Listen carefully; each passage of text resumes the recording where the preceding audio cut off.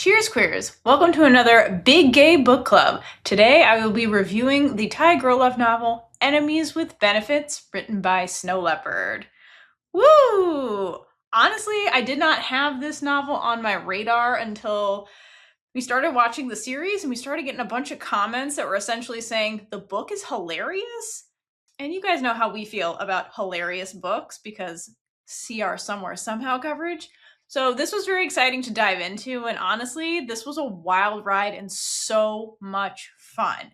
So get ready for a really fun book club. Before we get super into it, I just want to give a shout out to the translators because I read the English version of the novel. So shout out to Punchat and Prim. Thank you so much for translating this novel. Honestly, it was great to read, and you guys clearly put a lot of effort into the translation, and just chef's kiss. It was really a phenomenal book to read. If you're new to book club, today we're literally just going to talk about the novel Enemies with Benefits. That's all we're going to do. I will give some comparison to the series that also aired, but mostly this is going to be focused on the book. If you want more Enemies with Benefit content, Kaitlynn and I are going to be reviewing the series in a Why We Love Enemies with Benefits episode, which will air after this book club is released. So stay tuned for that if you want more series-focused discussion and review, because there's a lot of things to love about the show. And if you enjoy reaction videos, we reacted to a select episodes that are on our YouTube, and the entirety of the series is over on our Patreon. There's a link to our Patreon below if you want to check that out. No matter what venue you're looking at for Enemies with Benefits, we had so much fun with it. So enjoy all the content, paying homage to this incredible story. But today is all about the novel. So before I get into it, I like to talk about where I read the novel. So I read this on the MEB app, MEB, my go-to app for reading Thai girl love novels in the ebook format. Why I read this, like I mentioned earlier, we just got so many comments that were mentioning just casually that the novel is hilarious. And it was.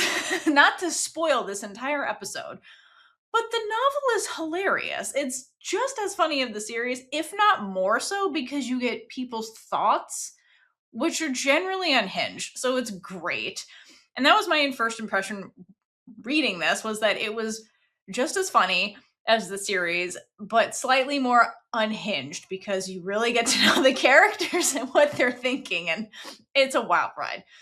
The thing that really surprised me the most, though, is that the novel was also a very wholesome story. So when I first watched the series, I was like, oh, this must be a GMMTV thing. They like family dramas. They're good at taking stories that are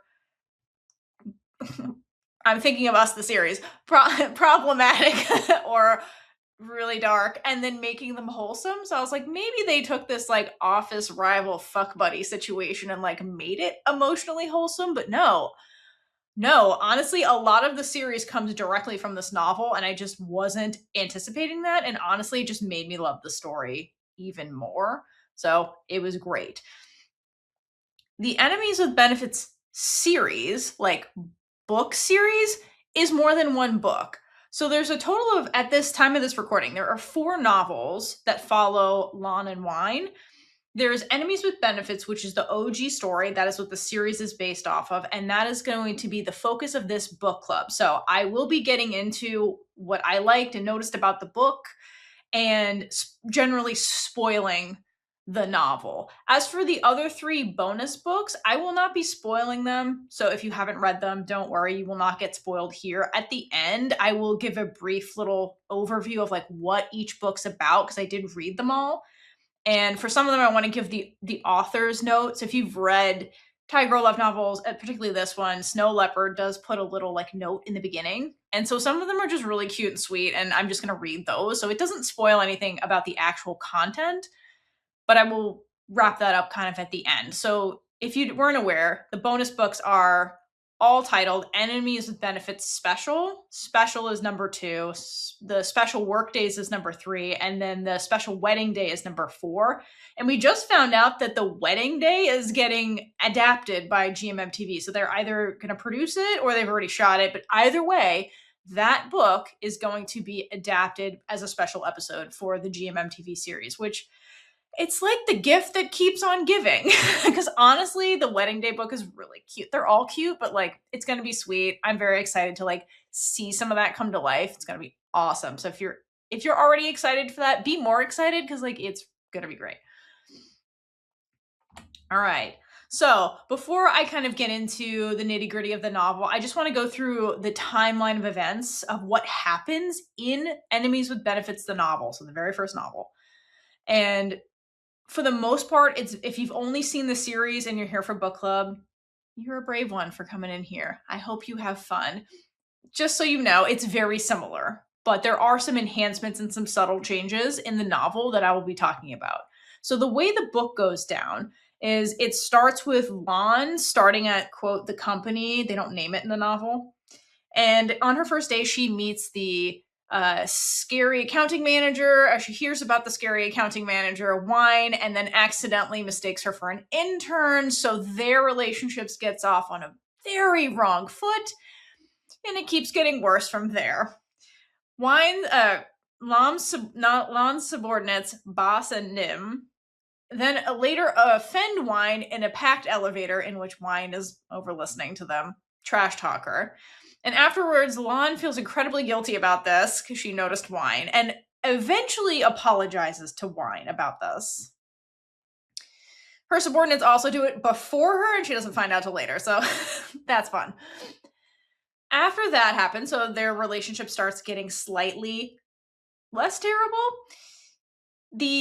There are shareholders that live abroad, so not from Thailand, that are coming to Thailand to meet the management staff. And so Lan is told by her boss that she has to go to this dinner to schmooze the shareholders.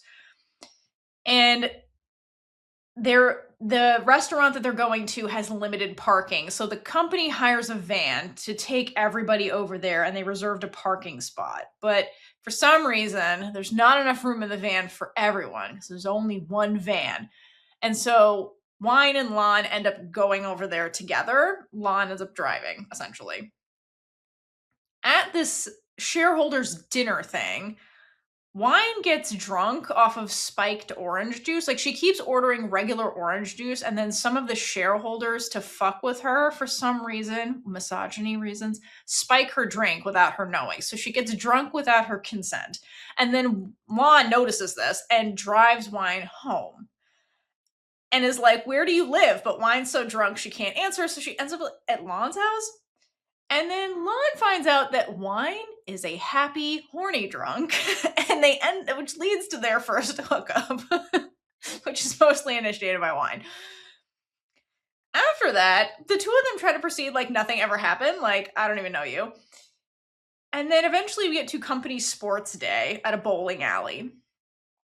And now it's Lon's turn to get really drunk in front of Wine, and Wine finds out that Lon is a charitable drunk. Like she starts giving her money away to people. There's a point where Wine has to like trick her into like tricks Lon into giving her her entire purse so that and then Wine defends the purse so Lon can't give her money away.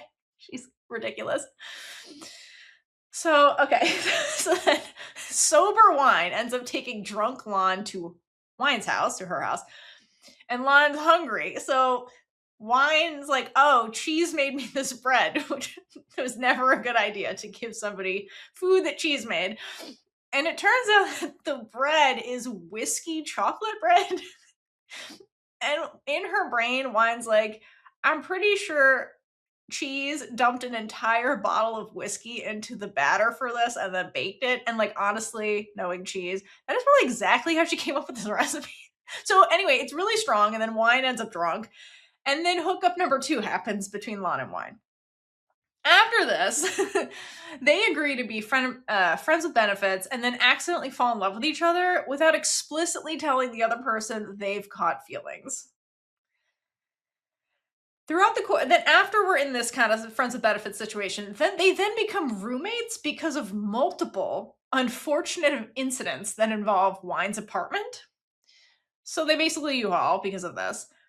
Then a big company outing happens, and Wine sees someone that spooks her, aka Corn, and she tries to run away with Lon in tow, but Corn, being the gross human that he is, corners them. But then we get this glorious moment where Lon essentially tells him to go fuck himself, which is great. They get alone, and then the truth about Corn comes out, like Wine tells Lon, and all the drama with him unfolds. It's different than the series. It's a lot faster, but ultimately Lon takes him down for Wine is what happens. It's like a la Harmony's Secret, if you've read the novel, is like what goes down here. Or spoiler for that, sort of. Skip 30 seconds if you don't want to know. But essentially Lon gets him alone in a private room at a restaurant and then records him being gross. He tries to sexually harass her.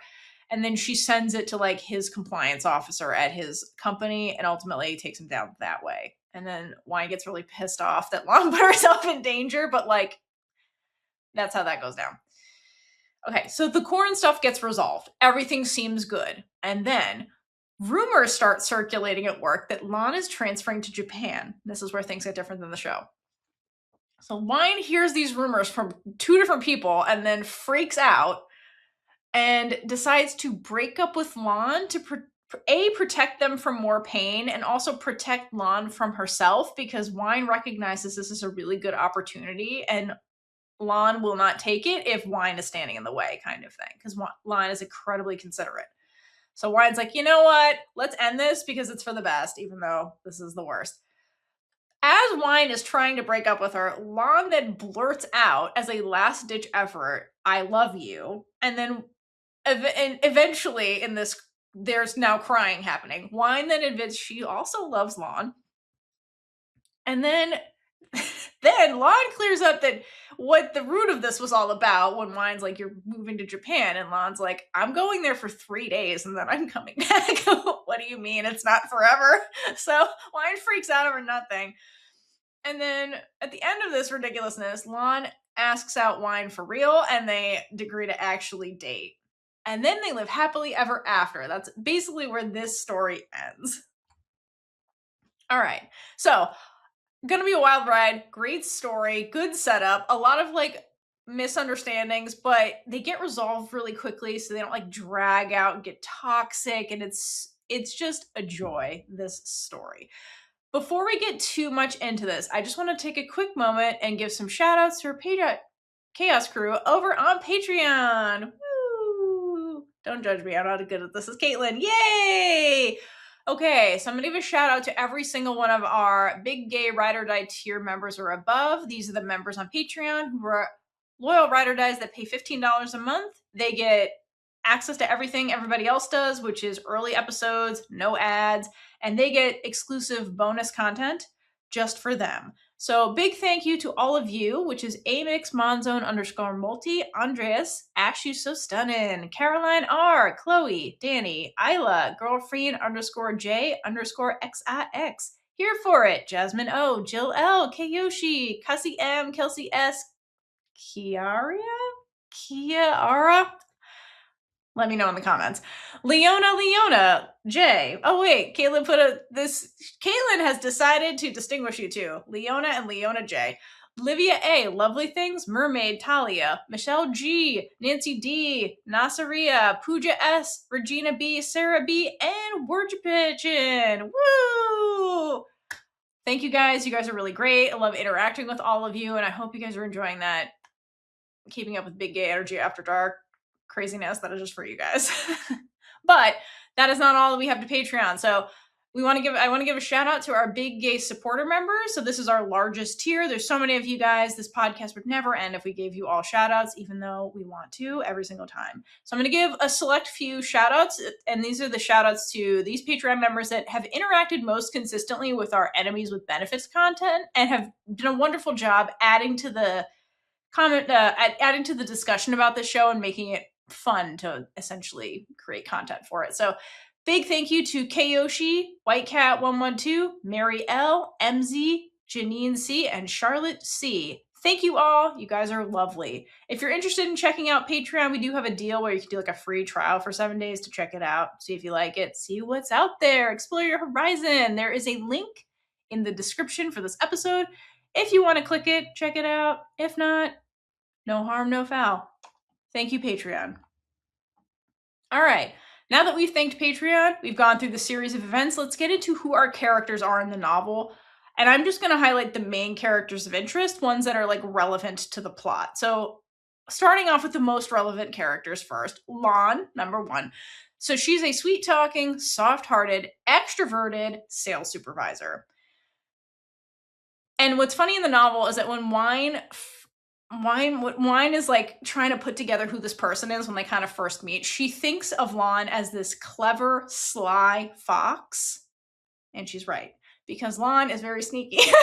Like she is and she isn't at the same time. But like Wine falls for it 90% of the time. So it's an adequate descriptor. And I love that they do get characterized as animals, like, and it's like super spot on the animals that they are. She's a sly fox. Like it's great. And like Wine in the novel, like it gets to the point where like Wine imagines Lon with like fox ears, and she's like, the ears went down when she gets sad, and like, like when she's thinking about Lon, seeing her in person, it's really cute and funny and sweet. Speaking of Wine, second character is Wine. She's a serious, rule-following, misunderstood, introverted accounting supervisor. Basically the opposite of Lon, if you were to like compare those descriptors. And Lon's initial impression of Wine is, to quote her own thought, that woman is as fierce as a tiger. But over time, which is apt, because like literally everybody is afraid of afraid of Wine. And my favorite part about the novel is that canonically in the story, Wine is shorter and smaller than Lon. So, and Lon is described as tall. So it's just this hilarious mental image of this tiny woman just like terrorizing the office, and like she's the scariest person in this office. She's a little this little person walking around. So it's even funnier when you're picturing her as like teeny tiny. But back to the tiger thing. Over time, Lon comes to realize that like Wine comes off as really intimidating and tough, and like she is intimidating and tough in like her job. But once Lon gets to actually know Wine, when Wine lets her defenses down, she realizes that Wine is like a soft kitten. Like when she opens up, she has like a playful, soft side, and like Lon is able to get through to her enough to see that, and it's like Lon loves that, and it's really sweet. So there's more to Wine than like what you see on the surface, basically. Next up, we have Boss, who is Lon's junior sales associate responsible for sales marketing.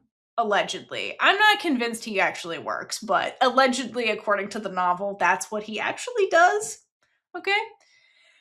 Character quirk about him is that he is food and money motivated, just like Numanim. Sorry. I was reading that wrong. Okay, and the first time Lon meets these two, they essentially trick her into buying them boba tea, like expensive boba tea, and then they keep doing and they like extort her for snack money, essentially, like the whole book. Then we have Nim, aka Nim the All-Seeing. That's what The Office has nicknamed her. Nim the All-Seeing, because she's a giant gossip. And honestly, it's a really great nickname for her. I kind of love it. She is a junior administrator in the sales department, and to quote Lon's description, she, quote, to put it simply, she helped me with the documents. So she helps like arrange documents, submit them, that kind of stuff.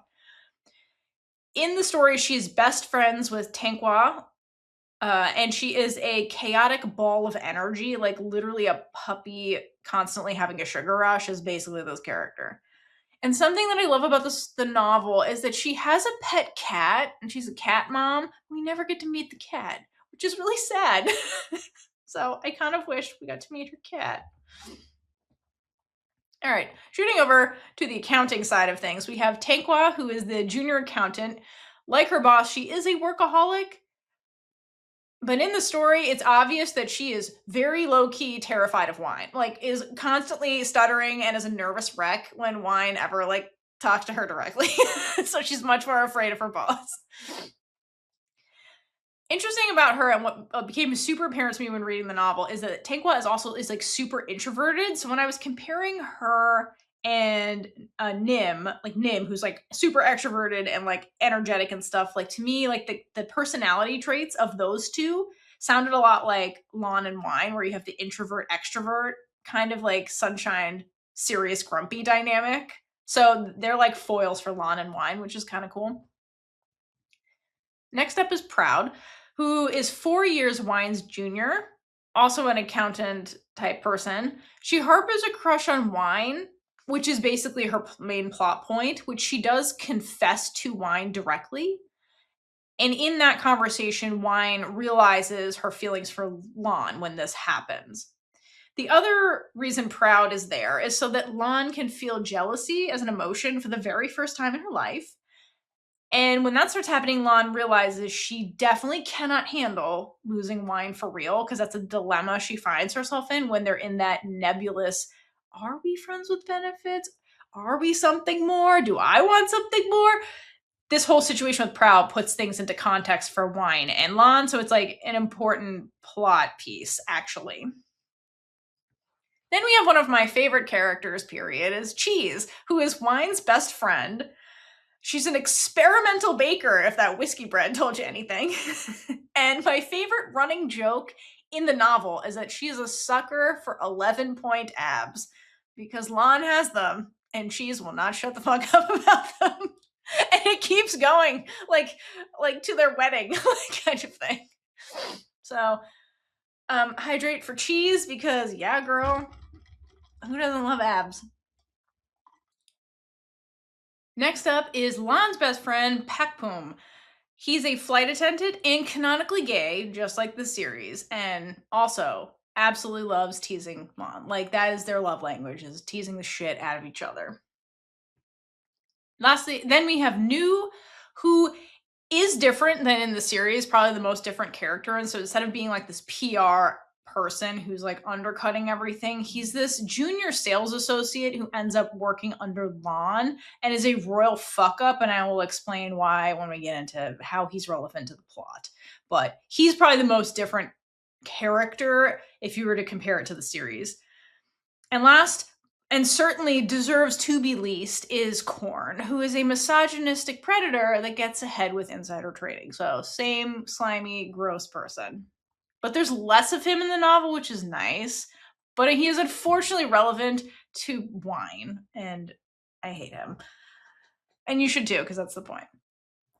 Okay.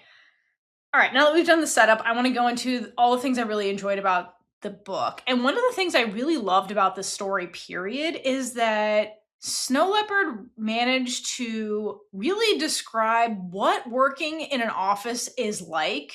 Like, she nailed the representation of like an office worker. Okay, so starting off strong when we just get into this book. So in chapter 1, Lon starts complaining about meetings like in her head. And she thinks to herself, meetings were the most boring thing in the world, and the higher one's position was, the harder it was to avoid having meetings. That is the truest sentence I've ever heard in my life. And it's like once you get to a certain level in your job, you have meetings about the meeting kind of thing. It just never ends. So Lon's complaint, all the workplace complaints in this book are so real, and like the exhaustion and grievances from workplace bullshit, all real. Snow Leopard did it great. I feel like she was, or I don't know the pronouns. I feel like they were probably scarred by an internship somewhere and was like just letting it all out when they wrote this book. Okay. Something I really love and was very intentional from the author, which I will read later when I do the author's note for this book, was that Lon and Wine were both supervisors in the same office. So they did not have that workplace imbalance thing where it's like, I am your boss, you are my subordinate. It's like, no, they were both bosses of separate departments. And I love that for multiple reasons. Number one, there's no weird power dynamics because you're my boss. Can I say no to you? That kind of stuff was completely avoided by making them both supervisors on the same level. And on an emotional level and from a person-to-person connection, because they were both supervisors, Wine and Lon are able to relate to each other on a personal level because they both have similar workplace experiences. Like they understand what it's like to like be in meetings constantly as a supervisor. So they're able to relate to each other a lot better because they've kind of like walked in each other's shoes, so to speak, just by inhabiting that supervisor role. So I like that. It made them equals and in multiple ways. And I thought that was a really good choice. And I enjoy that a lot. In relation to the workplace representation, Lon's burnout was so real. It was one of the realest elements of this story. So I'm talking about that moment where Wine is noticing that Lon seems tired, and then she asks her flat out, "Are you tired?" And in that conversation tells her not to do not pretend to be happy around me. And so that whole scene is probably one of my favorite scenes in television, and reading it was also great. One of my favorite scenes in this book, really. And it was really demonstrated to me like the realities of customer service work. And there's a lot of more dialogue in this story, particularly when it comes to this scenario where Lon's sick and the customer is like, "Where's my stuff?" And like basically it forces Lon to like work while she's exhausted and trying to recover. And they have this whole conversation in the novel, and it's just like it really boils down to like Wine and Lon from working, just working in a customer service kind of situation. They recognize the fact that some customers have this god complex where it's like, I'm the customer, I'm always right kind of mentality. And it's just from the perspective of the office worker that's like doing their best. Like it just that was so real. Just like the world would be, I firmly believe the world would be a better place if every single person was required to work a customer service job, because you learn empathy from by working in customer service. Not when you're dealing with customers, but when you're out in the world and you recognize somebody else is working in a customer service capacity, you're like, I'm not going to be an asshole right now because I know what your job is like. That kind of empathy is super important. So they nailed that in this story. And then when it comes to them both being supervisors, there's the relatability of feeling really responsible for your team. And it comes out a lot in Lon's point of views. Like that is part of her personality, but like Wine too feels responsible for her department. And it lets them relate more. But I thought that that's really true of somebody who's in more of a like management role. And the other thing is that as leaders, they're stuck in this weird situation where like they can't truly be friends with their subordinates because there's power dynamics. And it's really evident in the story. Like Lon will do certain things where she's like, I'm not going to go out with them because they need to have time away from me to like bond. And if I'm there, there's the workplace dynamics are there, and like the boss needs to step away from the employees sometimes and realize I can't be your friend because I have to like discipline you and stuff as your boss. And so in a way it creates this kind of like lonely situation for like Wine and Lon, because like it's lonely as the supervisor because everyone's beneath you in your department, so you can't really be friends with them. So it does create this situation where they're both, there's an element of loneliness to their job, which is very real the way it was written. And also again, by making them as equals, they can relate to each other, which I enjoy. And when it comes to their work relationship, what I love about the story is that it never changes, not once, because the author, I think, very deliberately bookends their workplace relationship to show that. So the book starts with Lon starting at the company, and then she has to go into this meeting where all the managers, the supervisors are there. And Wine, quote, the all kill, because that's her. She sounds like a video game person, like Call of Duty or some shit. But Wine scolds all the departments during this meeting, and it's like this brutal experience for Lon. And she leaves just being like, "Damn, I was defeated hardcore by the accounting manager." And then the novel ends with like Lon and Wine being like happily ever after, and like Wine's being super cute in the morning, and then they get to work, and then it ends with another meeting, which Wine like bashes all the departments. So like their workplace dynamic never actually changes, like on a fundamental level, and I respect that about the show because they're both professionals. Like realistically, you have to be a professional at work, and like that's Wine's job is to like follow all these rules and shit. So I love that it never changes, and the bookend was hilarious, to be honest. One of the best aspects of this story is the dynamic between Lon and Wine. It has everything I love in a relationship between human beings, particularly romantic relationships. So, first of all, it is the classic extrovert adopts an introvert, okay, which it happens all the time, happens in real life all the time. Speaking as an introvert that gets adopted by extroverts. And then on the other hand, and then, okay, so once the extrovert adopts the introvert then becomes super protective of the extrovert and protects the extrovert from everybody else. So, like, that's basically what their dynamic is. And, like, the best example of the introvert protecting the extrovert is when Wine is saving Lon from drunkenly giving all her money away at the bowling event. Because she just handed out money out of her purse, and Wine's like, what is that? Like, people just start showing up who are not related to them. They're just, like, trying to get money. So, like, Wine has to protect Lon from all these, like, other people, basically.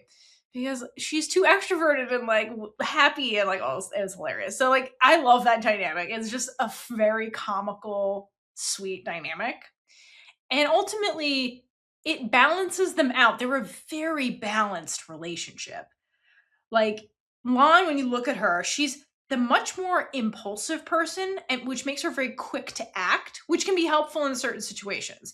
So, in regards to their relationship, the benefit of that when the extrovert adopted the introvert is that Lon was the one who initiated a lot of new things between them that pushed their relationship forward. Like, one of the first examples I picked up on in the book was that Lon was the one who suggested that they eat lunch together at work. And, like, Wine didn't really have a good reason why they shouldn't, and so they did. And because they did that, they got to talk without talking about work. It let them bond, right? And then eating together becomes this, like, thing they like to do over time, right? So Lon's impulsivity and quick to act, like, it does have its positives, but then it has its negatives when she's drunk giving out money at bars. Like, so there's goods and bad. And then on the other side, you have Wine, who is not rash at all. She is very calculated, and she's the type of person that when you give her a piece of information, she's going to go research the shit out of it before she does anything. So that helps with Lon, who's just like, yeah, sure, why not? Like, it's like, no, wait a minute. Like, let's think about this first. Like, so truly they have an ideal partnership, like one that can absolutely 100% have friction because they're different. However, when it comes to them working together, like they have a very balanced relationship, which is ultimately a really good thing. And then I mentioned before, the other thing that's really cute in the story is like the animal stuff, the fox and the tiger that comes up over and over and over again. And what I find interesting about it is like how that is used in the story. It's used in a cute way, a sexy way. It's used in many different ways. And when Wine is thinking about Lon, so according to her own thoughts, that Lon is, quote, sweet talked until she got her way. She looked dangerous. This is one of Wine's first thoughts about Lon, the sly fox kind of thing.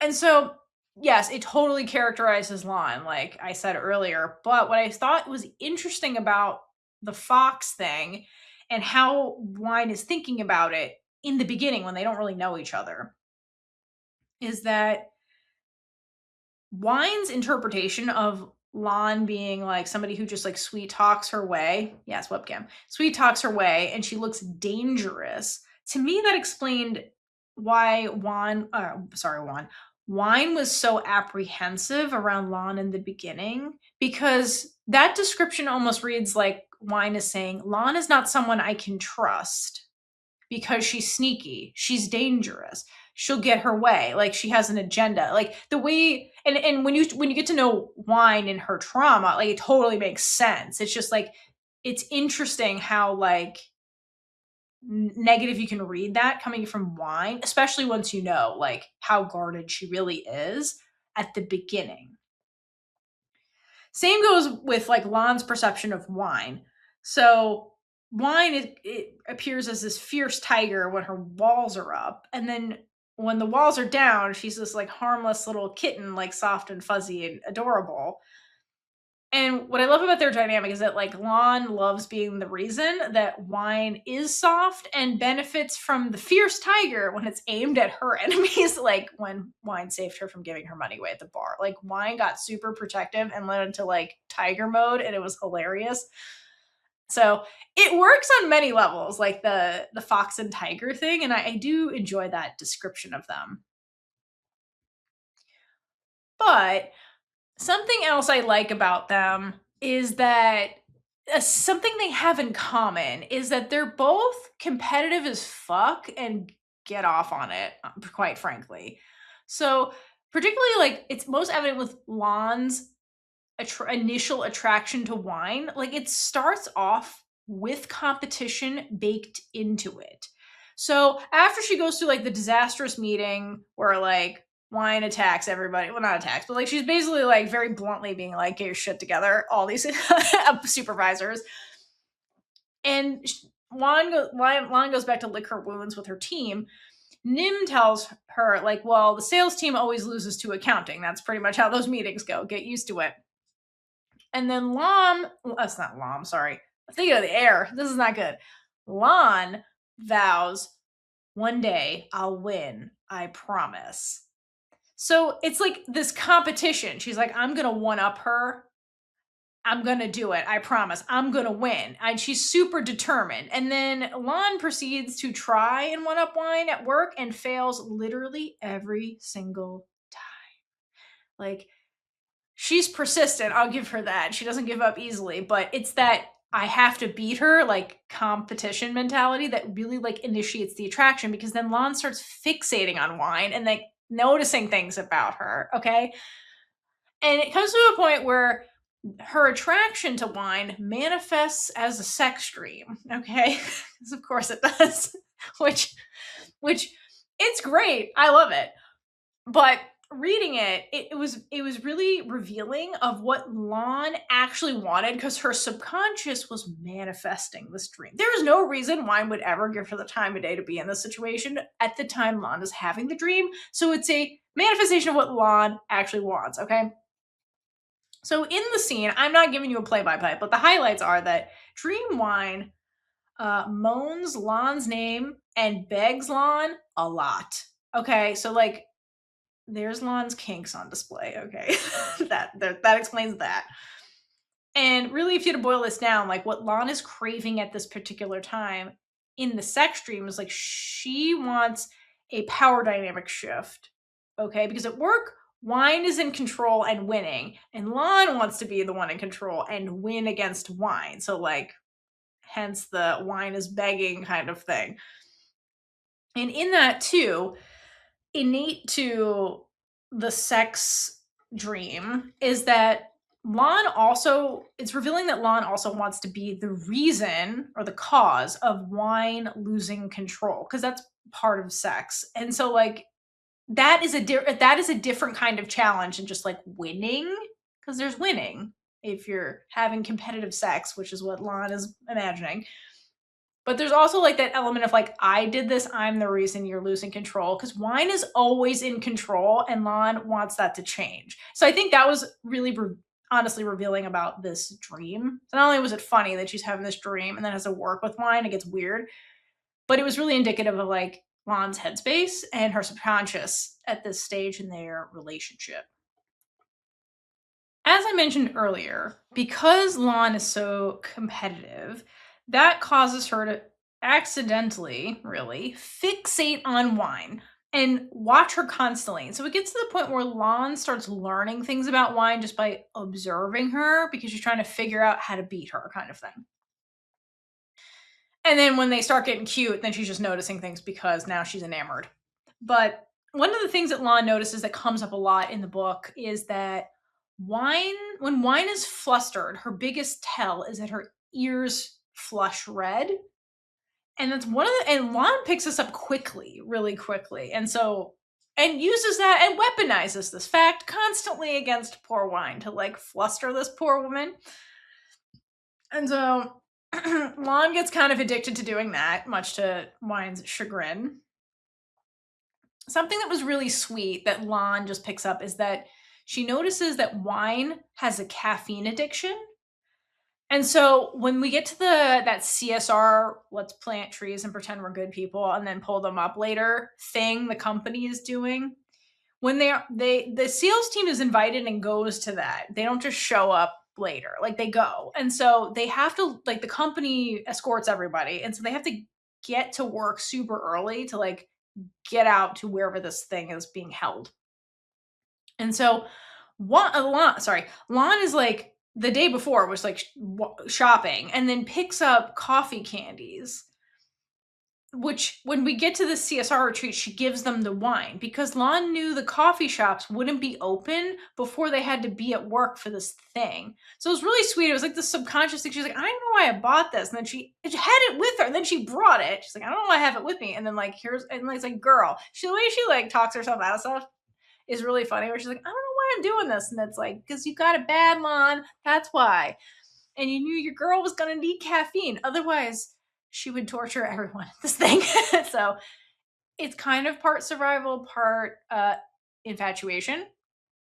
But good job, Lon. Like, it was really sweet that she did that. And that comes from just that she was observing a lot and learned things. And on the other hand, Wine also, over time, starts to learn how to read Lon like a book. And the first instance I noticed in the novel happens unexpectedly when they're at the shareholders outing at the Japanese restaurant where only the managers are there. And Lon thinks to herself, because the shareholders are not from Thailand, and then the shareholders insist they go to a Japanese restaurant in Thailand. So then Lon thinks to herself, I did wonder sometimes. They came all the way to Thailand. Why didn't they try Thai food? Wine cuts this train of thought off by saying out loud to Lon, some of them have weak stomachs. If they have Thai food and get diarrhea, we'll have to cancel the meeting the next day. And then Lon is like, what the fuck? She doesn't say anything. But then she turns to Wine and she says, I turned to Wine, who answered my question out of the blue with surprise. But I didn't say anything aloud earlier, though. Wine answers her thoughts again. The look on your face says it all, Kun Lon. Later, which like, so she can already kind of read Lon's facial expressions, and it's also like a hint to when you're reading this that like Lon is super expressive and doesn't hold back what she's feeling, which was just like complete confusion. And so I love that. The subtleties of that was great. And then going back to the flustering thing. So then Lon learns Wine's tell almost immediately, which is the ears. And then later, Wine learns that when Lon gets really flustered and shy, Lon will change the subject and deflect.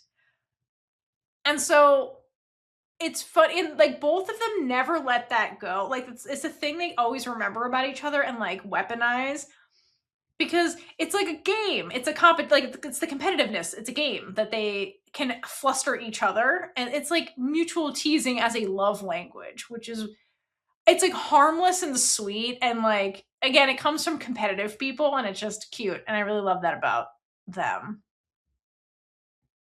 Speaking of something competitive, so they do that probation phase thing, which is the most competitive thing. Like the way it goes down was crazy, like so competitive. So it's Wine's idea because she rationalizes when they're in their friends with benefits situation is that, well, like this is a job, right? It's a job interview. If this was work, we would have to work for 3 months before we pass this probation period, right? And she's like, at this point, I've only had sex twice. So like, I don't know if I want to work here, basically. And then, okay, so then Lon hears this rationalization from Wine, and she's like literally thinking it over. And as she's doing that, Wine very eagerly kicks off the next sex session, which is like their third time having sex, and like is very competitive to like get this right. And it's just like, it just proves to me that like Lon is competitive, but like Wine is just as competitive. And so it's funny the way they compete through sex also. All right. But their relationship is more than just competition. It's more than just sex and that kind of stuff. There's a lot of emotional connection, emotional vulnerability built into their relationship that makes it honestly just a really wonderful relationship to read. And they're such great characters. Like I cannot express that enough. They're fantastic. When it comes to their relationship though, if I had to like categorize it, I would think that Lon is the one that falls first and Wine falls the hardest. Like, I think that who fell first, who fell the hardest, I think it's that way. Because in the novel, like, Lon is a goner from their first hookup. Okay? Like immediately. Okay, so their first hookup happened after the shareholders dinner. So Lon drives Wine to her house, and while she's driving, Wine has her defenses down for the very first time because Wine's drunk when she's in the car. And Lon's trying to talk to her to get her to like be like, where do you live? Because I have to take you home. And so while Wine is being like uninhibited and Lon witnesses this, she thinks to herself, I quite like this version of Wine. Really, she was adorable and easy to talk to. Can I just buy this version of her and keep her for myself? So like instantly, like Lon's like, oh, I like this person that showed up. Like, how do I keep this Wine?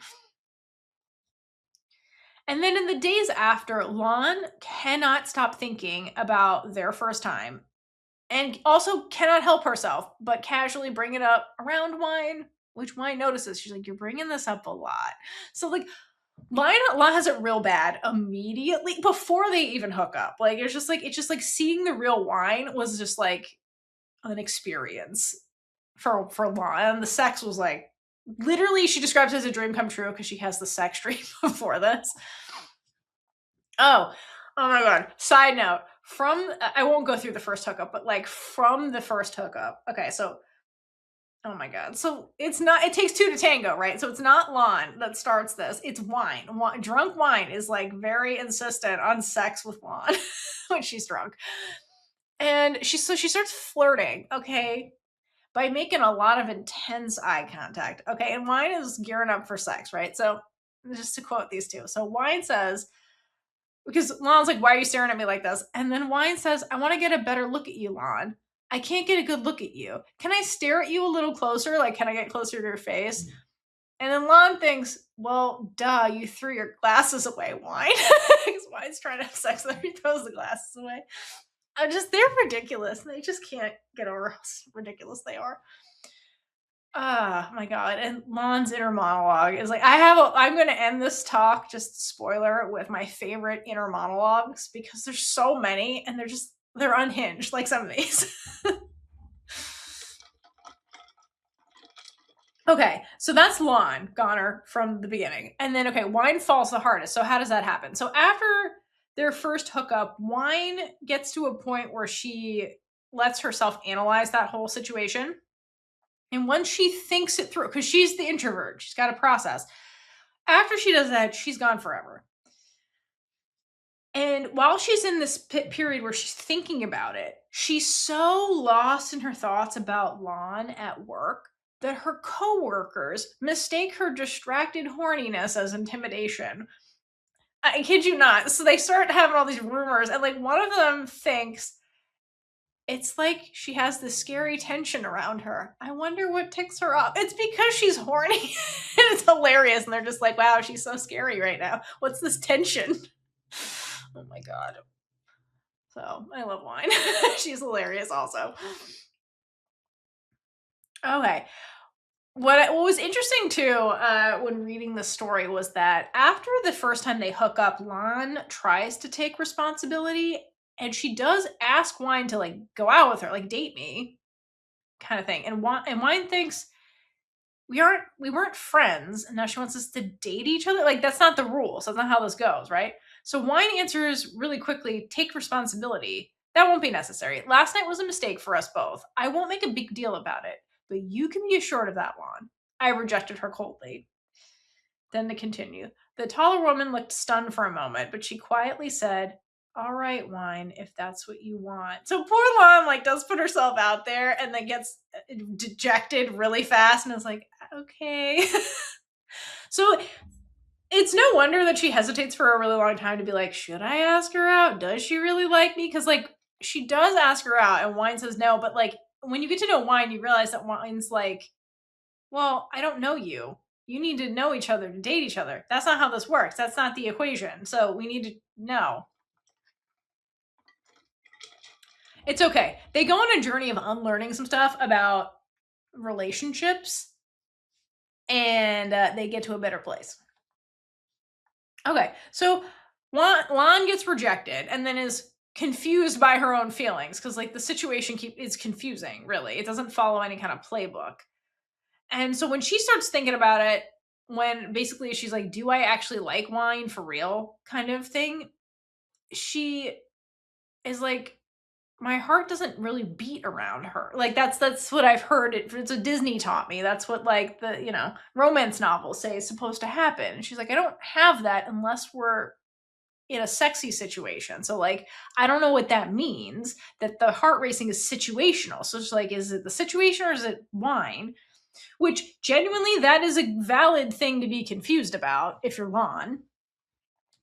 And the problem is that like when they have an ass backwards relationship, and this is the nature of the ass backward relationship, is that they don't know each other. They're just having sex, and then later on they get to know each other. And so like for like that heart racing thing to happen outside of a physically intimate moment, like they have to emotionally be attracted to each other, and that's difficult when you don't know the other person.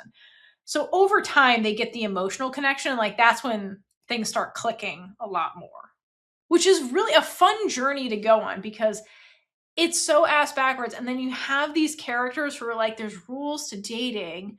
This doesn't match the rules. And so it's like they're confused. It's like the blind leading the blind in this relationship. And so it's quite comical. And they're so like wholesome and endearing as people that it's just like you can't help but root for them, honestly. Something that honestly surprised me in the novel was that wine canonically likes yogurt drinks. That's right, everyone. It's not just product placement that GMMTV did with those yogurt drinks. Wine actually likes them, and it is in the source material. Enemies of Benefits, a novel. She likes them. So in their enemies with benefits phase, Lon notices that, and there's a point to this, Lon notices that wine eats the same thing at work all the time. She's like, she's always eating sandwiches and drinking those yogurts, and there's never variety. It's always that. And Lon thinks to herself, shouldn't she be sick of it? But then again, why would I care about Kun Wine's life? So that was in her observation phase. But honestly, I'm with Lon on this. Like, I cannot relate to Wine's eating habits. Like I would get sick of that so fast. But every day, same thing. And Lon's like, I can't relate. Same girl. But the food choices are important for contextualizing Wine as a person. And so it's a comment on the banality of Wine's life before she meets Lon. Okay. So that kind of food, the reason she consumes it constantly is that Wine is the type of person who values functionality over pleasure. So she doesn't eat to enjoy it. She eats because she needs to live. And so she eats things that give her fuel and then moves on. Whereas Lon's the type of person who's like, let's go to a new restaurant. I heard this was great, or I want to try this, like because I want to enjoy it and it would be fun. Like Lon's like, I eat for calories so I don't die. Very different mentality. And so she's eating the same thing every single day. And she's doing, and it says it's not just the food. There's many things going on with Wine that are very repetitive and monotonous and the same. Nothing really changes. And it gets to the point where Wine is almost like going through the motions when it comes to her life. And she doesn't really know what she wants or what she desires because she's doing things that are practical, not necessarily like emotionally driven, right? And the moment that kind of culminates where Wine freaks out in a very emotional way is when she starts getting entangled with Lon. So she has this moment where she's kind of freaking out, like driving herself crazy thinking this through, and then goes to talk to Cheese about it, her friend. And one of the things she asks Cheese in her panic is, don't you think it's strange I fell for a woman? Because Wine is like, that's not what relationships are. You marry a man, you're in the marriage, you endure the marriage. That's what love is, or whatever. And then she's like, here I am with a woman, Cheese. Don't you think that's weird? And Cheese thinks about it, and then she rationalizes to Wine. She's like, listen, Wine, ever since I've known you, you've been so focused on school and work, and you never think about romance. That Cheese is like, you probably just never thought about this honestly and never realized this about yourself because this is the first time you're exploring it. Like, you've never explored this. You've just been like, graduate, get a job, do this. Like, you've been going through the motions so long. Now you're thinking about romance and you're like, whoa, what is this? Like, never saw this color coming in my life. Like, everything's just been black and white and gray and like, and like, here's color. Like, Lon brings color to her world kind of thing. But I thought that was really real about Cheese. Like, sometimes when you're like, I've been in those kind of situations myself with like grad school and stuff where it's just like you're in, which is not a typical environment, but it's kind of like what Wine's doing, where it's like to survive it, it's like a lot of function over like what you want kind of thing, because you have to complete this task and the next task and just keep completing tasks. And like, I just need food that keeps me alive. And like, that's kind of like what Wine's been doing, just like voluntarily in her life. And then finally this thing crashes into her life and forces her to like see things through a kaleidoscope of color. And Wine's like, whoa, what is all of this? And so I like that Cheese vocalizes that for her. She, like, saying, you're not weird, Wine. It's just like you're discovering this about yourself later in life because you never let yourself think about it before. Like, some people discover this about when they're younger and they're teenagers because they're thinking about it, So for all the, like, that's the other thing about Wine. This is like a late in life, not like coming into your sexuality, but it kind of is, because like, yeah, I guess it's coming into your sexuality later in life kind of story, because Wine never let herself be romantic or think about romance before this happens, before her 30s. So yeah. So I like that aspect of the story as well. It's not just like 30-year-old, it's like a 30-year-old trying to navigate this, and then it's Lon who's like a hot mess and like a lovable hot mess. So anyway, it's a very fun story. Speaking of Lon, okay, something I love about Lon, and it's like a good thing and a bad thing in her character, is that she is a soft-hearted people pleaser. Okay, and one of the ways that this is harmful is that, to Lon, the character, is that she's really hard on herself when it's not her fault when it comes to this people pleasing thing. So there was a situation where Nim and Boss really screw something up at work. And then Lon beats herself up because she wasn't able to fix it for them or get them out of it after it happens, kind of thing. And she says to them, sorry, I can't help you at all on this. And then thinks to herself, I don't know. I felt like I was a useless supervisor. My subordinates couldn't even rely on me for help. So like, there's a good aspect of that, but then like when you go way too hard into the people pleasing, like it can be like mentally harmful for Lon. But the really positive part of that is that Lon is an incredibly empathetic person. And that's one of the hallmarks of her character that makes her so lovable. And there are several times when Lon feels but there's like a downside of that. But I like how Lon is written, okay? Because there are several times when Lon feels a really strong negative emotion, but she doesn't act on them out of concern for the other person, okay? So the first time I noticed this is when she's drunk with Wine back in her apartment, and like when before the first hookup. And Wine is really drunk and uninhibited, okay? And then Wine out loud calls her Lon, like by her nickname, not formally, for the very first time. And Lon thinks, should I record this to blackmail her? And then she continues, but it was just a passing thought. Who would have the heart to be so mean to the woman? Poor thing was already drunk without her consent. So Lon's instinct, because they're in that competitive phase where she's like, I'm gonna beat Wine. And then she immediately thinks the competitive thought, which is, oh, if I film this, I could blackmail her and then I win.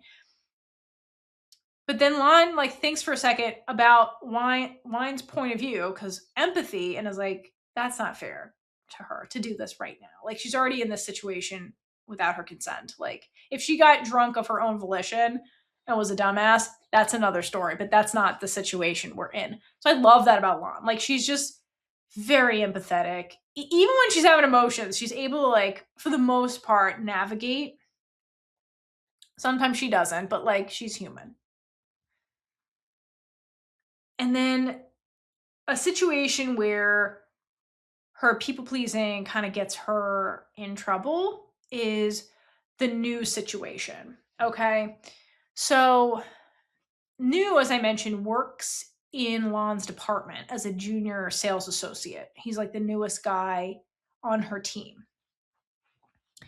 And he essentially has been fucking up left and right. And his hens come to roost essentially when Lon is recovering from a cold. So what happened was he flaked on delivering a shipment, and the customer calls Lon to complain. And Wine is there with her, and Wine asked Lon, did that customer just call you on your personal phone? Like, do you just give your number out to everyone? And Lon hears this, and her initial instinct is, oh, Wine's jealous. So she clarifies, yeah, I do, just for work, though. It's work related. And then Wine clarifies why she asks this question. And she says, I asked because I'm worried about your privacy. You're giving out your personal number to all these strangers, which is something Lon never considered. So Lon's thinking is like, oh, let me make it convenient for the other person to get a hold of me. And Wine's like, what about your boundaries? That can be unhealthy. So that's where, like, kind of like the people pleasing can be harmful to the people pleaser kind of thing. And so again, it's good that Wine has a different perspective on this and can protect Lon from her own, like, people pleasing. After Lon deals with the customer, Lon's mom calls, and then Lon plays it off on the call like, everything's fine, she's doing great.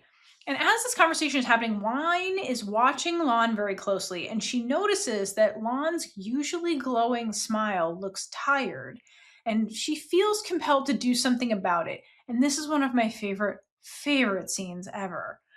Wine asks Lon, when she gets off the phone with her mom, are you tired? And it just, that one simple question just opens the floodgates for Lon to tell Wine about her life. Like, they lay down like it's story time, and Lon tells Wine everything. And this is really like the first time Lon fully lets down all of her emotional walls for Wine, and she unburdens herself, the things that she normally keeps to herself. And while Wine is hearing all of this from Lon, she realizes that she wants to hear about Lon's problems. And at the end, Wine asks Lon, can I hug you? Which really surprises Lon. And she asks Wine, why are you suddenly asking me that? And Wine just replies, I just feel like it. Like, it's this moment where Wine gets to comfort Lon in an emotional way for the very first time, like a big emotional vulnerability way. And Wine's almost seems surprised at herself that her reaction to that is, I need to hug her. I need, like, you know what I mean? Like, Wine is the type of person that, like, distances herself so much from people, and she's just like, I just feel really compelled to do this. Like, I feel like it's the right thing. It's what you need. So I absolutely love that whole moment. That, like, are you tired? That burnout from Lon from just performing constantly, like, is such a powerful scene. And Wine's reaction and her behavior is just as important. Like, the way she responds to Lon's unburdening and truth is arguably just as important as Lon's bravery to tell Wine these things. Continuing with that scene, in the hug, Lon finally admits, I'm tired. And just the way Lon has to pretend to be so strong for everyone, like her family, her team, the world, and how they perceive her, like, that's just so real. And part of this conversation that I love too, it's like one of those, like, ugly realities of being an adult human, is when Lon mentions she's just so exhausted dealing with just, like, never ending problems. Cause it was one of those times where, like, everything was going to hell. Like, there's a million work problems, life problems. And Lon's like, it just never ends. And I just feel pummeled by it. And it's just sometimes life is like that, and it's like the shitty reality of like being alive, really, but being an adult where you're the one in charge of dealing with all of this, especially like a supervisor when you're in charge of other people, you know, or like a parent or something like that. On a lighter note, though, in this whole conversation, when Lon's confessing to Wine, you're in Wine's head in the scene, and Wine makes all these mental notes of how she's going to personally take down every single person that's bothering Lon. And one of my favorite forms of Wine's protectiveness is when it manifests as, I will find every rule you and your ancestors ever broke and report you to the proper authorities. Like, just like Wine's having like her version of murderous thoughts about all these people. And I just love that because it is terrifying. Just like, she's like, I will get you on a fucking technicality, bitch. Like, take you down. She takes down quite a few people in this story just by doing that, and it's chef's kiss every time. All right, so to wrap up Lon the people pleaser, we have to talk about more of the new situation, unfortunately, because this is where it does get Lon into actual trouble. So in the novel, the reason New was such a fuckhead was that he had a lot of debt that he was trying to pay off. So he takes this job at Lon's company while simultaneously working another job. And so he uses his time at Lon's company to like work the other job and then submits false expense reports for like gas and travel while he's like doing other shit. And at some point, Lon figures this out and confronts him about it, hears his side of the story, and feels empathy because that's Lon. She's soft-hearted. She wants to like see the best in people. And so she tries to cover it up and give him the benefit of the doubt. But while that's happening, Wine on the accounting end flags these expense reports because they're clearly not normal. And she reports this to HR because that's her job. Ultimately, this results in New being fired. And then he confronts Lon and blames her for ratting him out. So he's like completely ungrateful for all the things she tried to do, even though he was in the wrong the whole time and like refused to take responsibility for himself. He just blamed Lon. Classic gaslighting, I guess. So then eventually Lon and Wine talk about this and get into a fight. And Lon snaps at Wine because, you know, this is her department. She's frustrated, like Wine overstepped, all this kind of stuff. And then Wine points out the truth. Quote, the subordinate you tried so hard to protect that you almost had to take the blame for him, in the end, did he even appreciate it? And like, Lon knows deep down that like he did, like her heart was in the right place, but like it got her in trouble. And like it could have been worse because she was trying to like cover this up for somebody who like she really shouldn't have been sticking her neck out there for, but just like that is her nature. And Wine was upset that like Lon was going to get hurt because of this. You know, her best intentions were going to hurt her. Kind of like giving out your money when you're drunk at the bar or whatever at Lon that Wine saved you from. So then after she thinks about it a little bit, like Lon then tries to go apologize to Wine because the two of them are extremely good at that. They're very human in the fact that they have emotions because we have emotions. Sometimes we're good at not acting on it, like when Lon was like, maybe I shouldn't film her because that's that cool. But other times the emotions come out and it's just, you know, Lon snaps at Wine, Wine snaps at Lon. Like that happens. But then these two are very good at cooling off the emotions, processing what just happened, apologizing to the other person, and like owning their own mistake, and then like moving on. So Lon tries to do that here, but Wine shuts it down and storms off to bed. And after Lon realizes that Wine was incredibly worried about her, and that was Wine's motivation for reporting New, well, like part of it. The other part is it was her job. And then Lon thinks to herself, and this is the downfall of the people pleaser. Lon thinks to herself, in the end, I ruined everything. I can't handle or solve anything at all. I might not even be able to keep my relationship with wine as well. Like, she just feels like I failed my employee. I failed my employer because I did something bad. I failed wine. Like, I lost an employee, I might lose wine kind of thing. So she just is really hard on herself and like not hard on people who like deserve it or where it's justified, like the news situation. Lon takes it out on herself, not him. You know what I mean? Like, she redirects it at herself, which is interesting because she's extroverted, and usually extroverted people like are more outward with these types of emotions, but Lon, when it comes to negative emotions, turns them inward a lot, which is really interesting actually for an extroverted character. But true to their form, Lon eventually apologizes and Lon apologizes to each other, and Lon realizes through this like just how soft-hearted she is and that she really should have reported him, and like Wine had a point basically. And then in this argument, Wine realizes that she should have talked to Lon first before she reported him, since it involved Lon's, as the supervisor kind of thing. So they both, again, they're very good at being like, yes, you were wrong, but I was also wrong. And like, I'm sorry. I won't do that again. Like, very human. They like the acknowledgement that like people makes mistakes, and I can either ruin you forever, like New getting fired, or like you can learn from it and move on and be better for it. So, good messaging. Okay, other thing I truly love about this story is the friendships. I love that both of the main characters have best friends, but the best friends are like similar but different.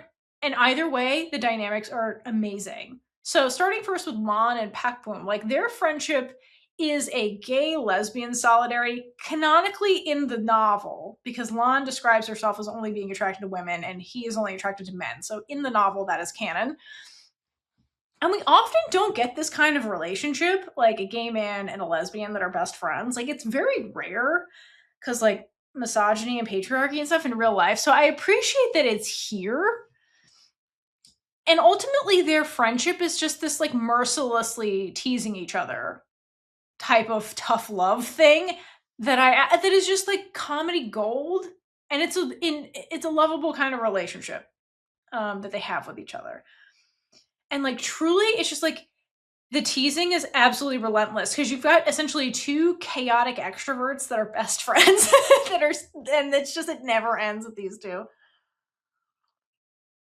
My absolute favorite moment of their peak chaoticness is when, after Lon takes Pakpum's advice because she's like, how do I get closer to her or whatever? And he's like, well, why don't you like refer to her in a more intimate way?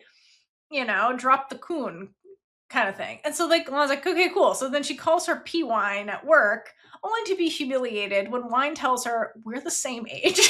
What are you doing? First she thought I was an intern. It's because I'm short. I'm surprised she's not. Is this because I'm short? Because she's short. Okay, so Lon's embarrassed, and then she goes back and calls her best friend. And then he tries to, quote, cheer her up by essentially promising Lon a souvenir from his next, like, flight, okay? His next trip abroad kind of thing on his work, because he's a flight attendant still. And so he mentions this to Lon, and Lon's like, what souvenir? And he says, wine. And Lon's like, what? And he says, I'm in France. They're known for your wines. Don't you like wine too? And she hangs up on him mid-sentence. It's just like, I can't with you right now. It's like, he's like, oh, I know she's sad. Let me get her a gift. And then he's like, let me tease the shit out of her. Actually, that's more important than cheering her up. Which is so fucking funny. Okay, but then their like lovable idiot relationship it's like both sides, okay? And my favorite thing from reading the novel was during the whole friends with benefits thing between Lon and Wine, when Lon is trying to figure out how to navigate this, and she's texting / calling her best friend, and she's like, well, I have this situation. It's a friend of a friend of a friend, okay? It's not me. It's a friend of a friend of a friend who's trying to do a friends with benefits thing. Her inner monologue was absolutely fucking hilarious during that whole time where she was like trying to play it off that this is somebody else's problem. Because Lon was really convinced that she was doing a great job concealing this. And like, there were so many times where she's like, oh, I'm glad that slip up. He didn't notice that slip up. There's no way he's suspicious. Like, he was suspicious immediately. Like, the way she convinces herself that like, I may have slipped up, but I smoothly recovered from that it was like when I was watching the show, I'm like, she can't possibly think he doesn't know this, but like, no, like she was super convincing herself that she got this, and she did not got that. So it's way funnier in her head because like she was super convinced. She was doing a great job at that. Then we have the other best friend duo, which is Wine and Cheese, which is honestly the best friend's name ever. Wine and Cheese. Okay, there's that. And they're fucking adorable, and I love them because they're very different. Whereas like Pakpum and Lon are more they're more like headstrong idiots. These are a little bit different. So I also really enjoyed reading this because I got to know Cheese more, and I can't wait to read Cheese's story and watch Cheese's show because Cheese is adorable. So Cheese is super energetic. According to this novel, she has short hair, and she canonically loves eating food with lots of cheese on it. So be true to your name, girl. Wine does not drink wine. It doesn't work for her best friend. Okay, we get their backstory too. So Cheese and Wine met in middle school. They used to have a friends group that was a total of like 10 people that over time whittled down to 2, just by like people getting busy, moving away, etc. But Wine and Cheese stuck together of that initial friend group. And one of the best takeaways from the story also, Wine says it best, where she thinks, and my life in my 30s has taught me that having a true good friend is more valuable than anything else. Both of the main characters value their friendships an insane amount and understand how important their platonic ride or die is. And so that's a good message, and like super important. Like once you get in that stage in your life where you're like not meeting new people as often, it's like you meet people at work and that's kind of it. Like having that solid friend you can rely on, especially when your family's not reliable, like Wines, is so important. So I like that it's emphasized in these friendships just how important they are to the main character, and that the main character in the friendship acknowledges how important their friend is. So I appreciate that. Continuing with Cheese. So Cheese took over her family's bakery shop, and she's determined to make the shop famous all on her own merits, which is why she's constantly experimenting with new baked goods, and Wine is the default guinea pig on said experiments, like the whiskey bread. Other thing about Cheese that's relevant to the story here is that she regularly works out at the gym, just like Lon, and they go to the same gym. So they organically run into each other. And then separately, Cheese observes Lon at the gym and Wine showing up to like give Lon stuff when they're roommates, and then puts together their dating. So like it's comical and fun to have Cheese just like pop in and then like kind of be observing and be like, "Why, I saw that already." What are you talking about? Okay, one of my favorite things about Cheese though, and it makes her so fucking endearing to me, is that Wine tells us that Cheese develops backstories for her invented baked goods. Okay, so in walks the whiskey chocolate bread. It comes with a story, and for some reason, Wine's like, I normally don't read these, but she reads this one, and it's honestly hilarious. Okay, so Cheese has named this creation the bread of truth, and the story goes like this. Have you ever heard of how people only tell the truth when they are drunk? Meet this soft, fluffy bread filled with fine dark chocolate mixed with a hint of whiskey for you to enjoy this bread as if you're sipping expensive liquor underneath the moonlight, romantic and sensual. And Wine thinks, Cheese, this story doesn't make any sense. It doesn't. It doesn't. And then she eats the bread and she's like, hint of whiskey? She poured the whole bottle in this batter. There's no way. They get drunk off the bread. Like, Cheese is hilarious. Honestly, this was the best intro to Cheese possible. Like, it was hilarious getting to know Cheese. And like her dynamic with Wine is really so cute. I mean, they're so cute together. I love them to death.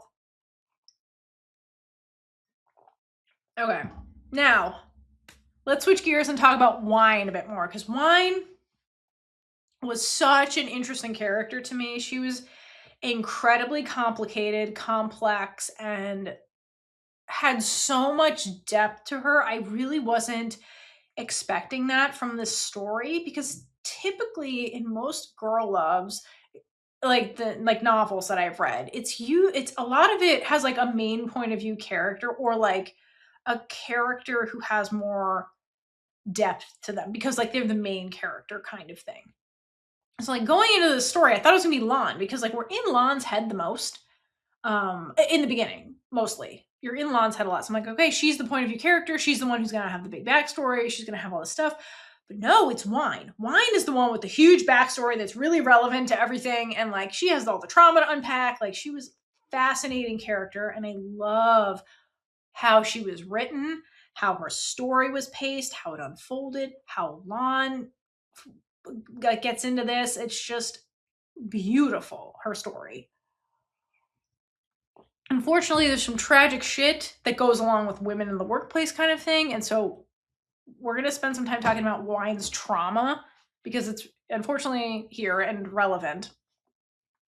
So the bottom line is her trauma is basically sexual harassment in the workplace and then how she dealt with the victim blaming that happened in the aftermath of that, which is an unfortunate ridiculous reality for women in the workplace. So it's relevant to the characters and very real. Okay. So the truth of what happened to Wine in the past comes out when Korn shows himself. And then Wine reveals her past to Lon, essentially. And so in the novel, this is what happened. So this all happened during Wine's very first job. So she's out of college. She starts her very first job. She's the youngest employee at this company, which also makes this gross on another level. She's fresh out of college, very young. Okay.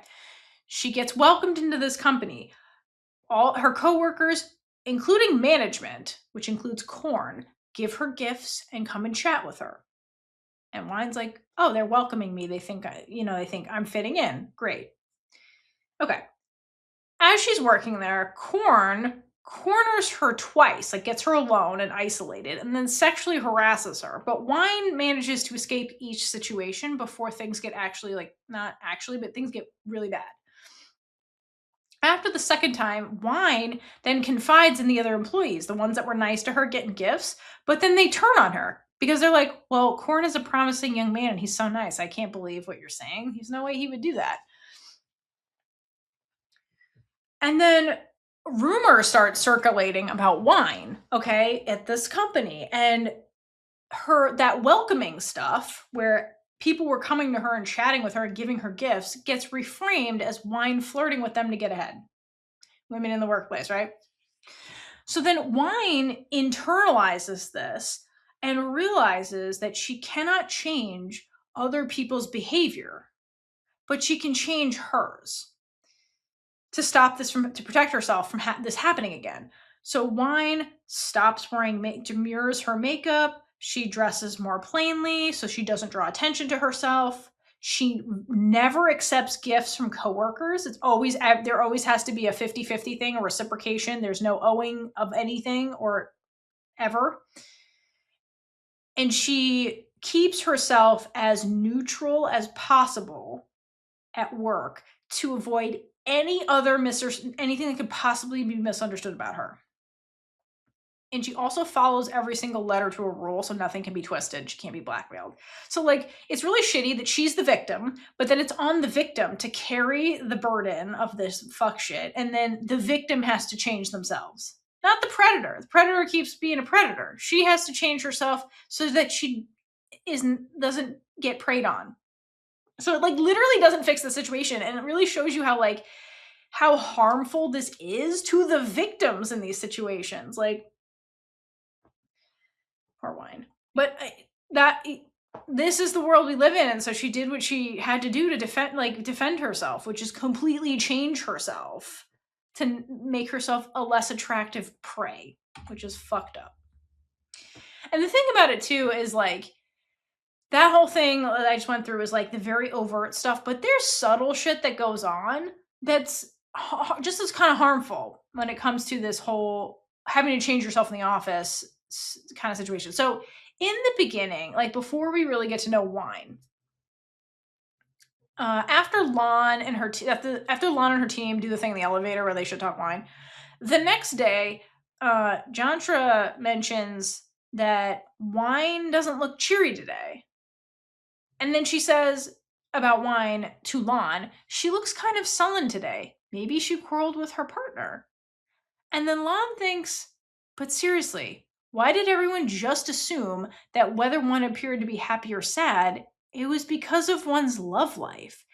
If someone looked prettier than usual, then some people would ask if they're seeing someone, that they were feeling in love, and that was why they looked significantly better. But if they were irritated, then people would ask if they had a quarrel with their significant other. Was it not possible for a person to be pretty because they wanted to? Maybe they were in a foul mood because of traffic or how bumpy the roads were. And then Lon replies, maybe Wine has something on her mind? So, like, this is an example of like that unconscious bias that women glow when they're in love and they get sad when they're not. Kind of. If she was a man, okay, if this was Boss at work or Korn, and he looked sad, no one would be like, he must be fighting with his significant other. If he looked happy, no one's going to be like, he's in love. They're like, he's at work. Like, you know what I mean? Like, no one thinks it's about men. It's always women. Like, it's always because of their love life. That's why they look pretty or happy and shit. And so I like that Lon thinks this through and is like, she's a person. Can't she just be happy or sad because of other shit? Like, everyone over here is complaining about the traffic in Bangkok. Like, couldn't she just be upset because she was stuck in traffic? Like, like everybody else. So I appreciate the fact that, so that's like an example of like unconscious bias on Jantra's side. And so that kind of unconscious bias and those kind of like offhanded remarks constantly at work, it's another way that like it reinforces, like if Wine overheard this would reinforce to Wine, she's got to be neutral all the time because like people just assume shit about her. Like, and it's, I'll get into that. Wine has a commentary on that. People assuming shit. But I love here that Lon low-key stands up for Wine in this conversation by being like, can it just be something else? Like, why do you assume it's this? Poor Wine. Something that's different in the novel is the reason Wine doesn't drink. And the reason Wine doesn't drink is not because she's allergic, but because it stems back to her trauma. So I'll let Wine explain it. So Wine thinks at one point, I did not drink because I disliked its bitter taste, but really, perhaps I should practice drinking it. I got into trouble the moment I was drunk. Big trouble at that too. So basically, Wine is like, my defenses can't come down because once my defenses come down, like the first time I started a job, that's when I get preyed on. So I can't be drunk as a way to keep myself neutral and keep my defenses up. So like, that's why she doesn't drink. It's not so much that she's a lightweight. It's like, it's fear. Like the reason she doesn't do it is fear, which is really sad. But when Lon learns this about Wine, like the fact that she doesn't drink alcohol, it's really sweet the way Lon remembers stuff. And when they're doing the bowling alley thing, like there's this signature drink and like I forget who, but somebody buys it for everybody. And Lon takes it away from Wine. And Wine was like, well, it had alcohol and I wasn't going to drink it, but still I was being included. And then Lon comes in and gives her a non-alcoholic version. She's like, so you can participate. Like, it's so cute because she wants Wine to have fun, but she's like, I know this isn't your version of fun. Here's your version of fun. So we can all do this together. Like, it's a compromise. We're all having fun though. So I love that. It was so sweet. All right.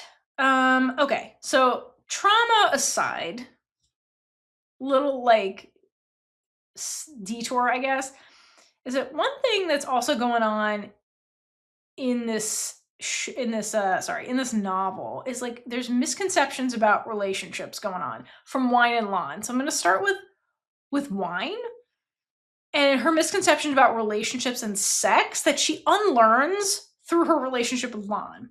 So when she's reflecting on like their first hookup, she she reveals that she always thought that sex would happen after marriage with a man and not some drunk hookup with a woman because she initiated it and wanted to.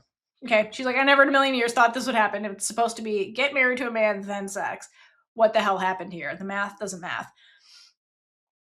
And also, she unlearns what she thought sex was going to be by what she knew previously, which is that she's like, isn't sex supposed to be really painful and like something I as a woman endure out of duty? But wine starts, so it's because the math doesn't math. Wine, again, the introvert, starts researching shit because she's like, why doesn't this experience add up to what I was told?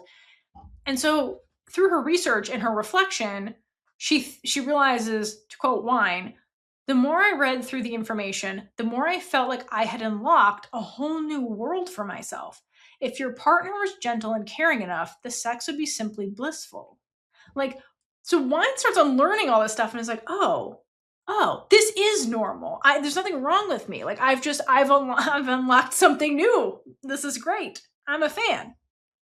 Again, hydrate for wine. Good for you. Healthy sex life is good for you. Okay. And then Lon also has some misconceptions about relationships and I think, yeah, and sex, which I didn't see coming, honestly. I thought Lon was just the more easygoing kind of person, but one of her things that she mentions in the story is that she didn't think you could have sex with somebody you didn't love. And she reveals, I used to believe that until the recent incident, which is the second time she has sex with Wine, and like that made her rethink this. She's like, maybe I can get used to this.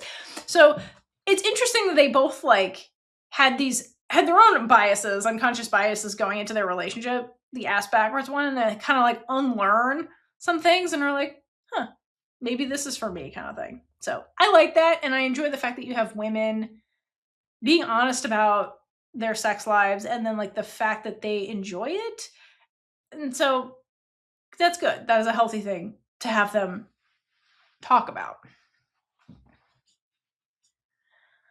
Okay, so going back to Wine's trauma for a bit and the fact that she is misunderstood by a lot, like despite all of her behavioral changes to protect herself and avoid these misunderstanding situations, people still misunderstand her. And it really weighs heavily on Wine. Okay, this is the thing that exhausts Wine. And I'm just going to quote one of Wine's thoughts where she says or thinks, sometimes I wanted to tell Tanqua, who is a side note, is afraid of Wine. Okay, that's why she's having this thought. To continue, that I was not angry with her or anything. Everyone seemed to get a different idea and got scared of me. I tried to explain so many times, but it was getting tiring, and I just stopped explaining it altogether. People could talk and judge me all they wanted. So, like, that just sound, you can hear the exhaustion in that thought.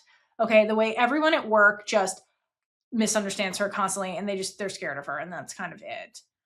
And to me, this was like, this is the thing that exhausts Wine, is like the having to perform and be neutral and like keep her walls up, versus Lon, who like presents with an unwavering smile and cheer all the time, and how exhausting that is. So it's kind of like there are ways to conceal like negative emotions and things and the way it presents, and just how exhausting it is to like be performing for that all the time. And the last thing about her trauma that's kind of sad, but is beautiful in this story, is that part of her defense mechanism is just isolating herself from Wine, because she has to change her behavior and then is completely misunderstood. So she's very isolated, and that's becomes part of her defense mechanism.